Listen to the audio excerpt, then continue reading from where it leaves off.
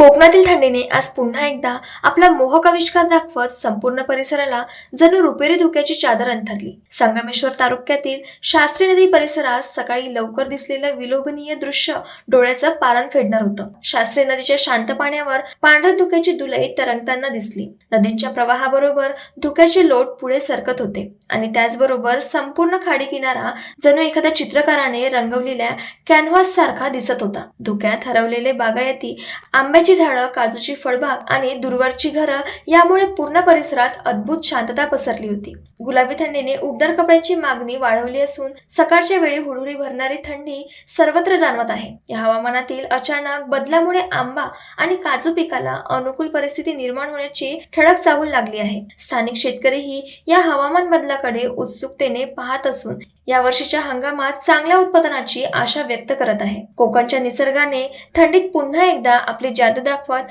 प्रवासी आणि स्थानिक नागरिकांना मोहून टाकलं आहे.